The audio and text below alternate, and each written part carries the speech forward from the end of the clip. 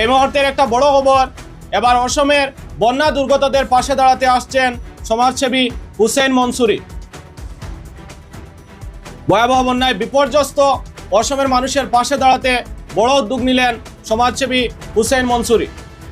নিজের verified Facebook পেজে বিপুল পরিমাণ ত্রাণ সামগ্রী প্রস্তুতির ছবি শেয়ার করেছেন তিনি। পোস্টে তিনি লিখেছেন, Assam relief work preparations pray for Assam, অর্থাৎ অসমের জন্য ত্রাণ সামগ্রী প্রস্তুতির কথা জানিয়ে রাজ্যবাসীর জন্য দোয়া করার আহ্বান জানিয়েছেন তিনি। ছবিগুলিতে দেখা যাচ্ছে বিপুল পরিমাণ খাদ্য সামগ্রী, শুকনো খাবার, পানীয় জল ও অন্যান্য নিত্য প্রয়োজনীয় ত্রাণ সামগ্রী প্যাকেটজাত করে প্রস্তুত রাখা হয়েছে। পোস্ট থেকে জানা যাচ্ছে খুব শীঘ্রই এসব ত্রাণ সামগ্রী নিয়ে অসমের বন্যা দুর্গত মানুষের পাশে দাঁড়াবেন তিনি। হুসেইন মনসুরির এই মানবিক উদ্যোগ ইতিমধ্যেই সামাজিক যোগাযোগ মাধ্যমে ব্যাপক সাড়া ফেলেছে। নেটিজেনরা তার এই উদ্যোগের প্রশংসা করছেন। এদিকে ভয়াবহ বন্যার ধাক্কা এখনও কাটিয়ে উঠতে পারেনি অসম। সর্বশেষ সরকারি তথ্য অনুযায়ী বন্যায় প্রাণ হারিয়েছেন ৭৫ জন।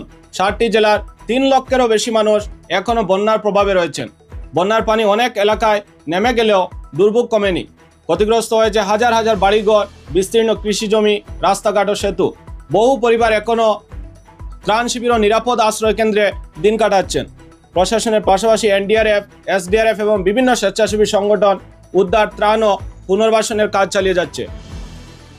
অসমের এই কঠিন সময়ে হুসেইন মনসুরির এই উদ্যোগ বন্যা দুর্গত মানুষের জন্য কিছুটা হলেও স্বস্তি নিয়ে আসবে বলেই আশা করছেন অনেকেই।